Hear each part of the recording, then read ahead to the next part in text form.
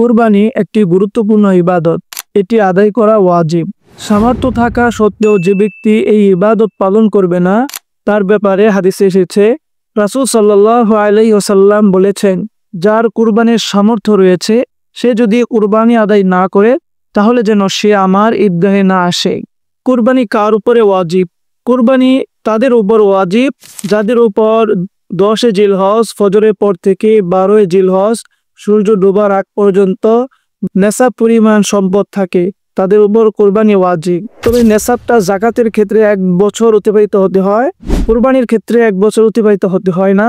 অর্থাৎ 10 জিলহজ ফজরের পর থেকে 12 জিলহজ সূর্যাস্ত পর্যন্ত যদি নেশাব পরিমাণ মালের সম্পদের মালিক থাকে তাহলেই তার উপর কুরবানি ওয়াজিব, তার কুরবানি দিতে হবে।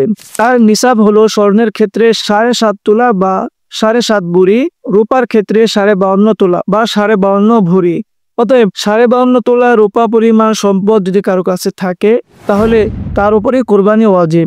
কারো কাছে যদি সোনা, রূপা, টাকা পয়সা এগুলো থাকে, যদি পৃথকভাবে কোনোটি নেশাব পরিমাণ না হয় তাহলে সম্মিলিতভাবে রূপা অথবা স্বর্ণের নেশাবের সমান হয়ে যায়, তাহলে তার উপর কুরবানি ওয়াজিব। কোনো ব্যক্তি যদি কুরবানির দিনগুলোতে কুরবানি করতে না পারে, তাহলে সে যদি পশু ক্রয় করে না থাকে তাহলে তার উপর কুরবানির উপযুক্ত একটি ছাগলের সমপরিমাণ মূল্য সদকা করে দিতে হবে। আর যদি পশু ক্রয় করে থাকে, সেই পশুটি কুরবানি দিতে পারলো না, তাহলে ওই পশু জীবিত সদকা করে দিবে।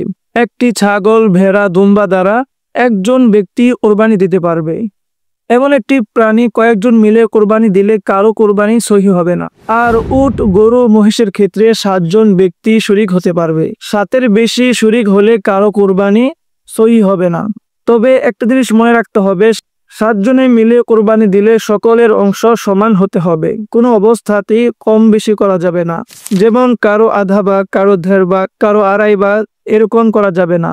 এমন হলে কোনো শরীকেরই কুরবানি সহি হবে না।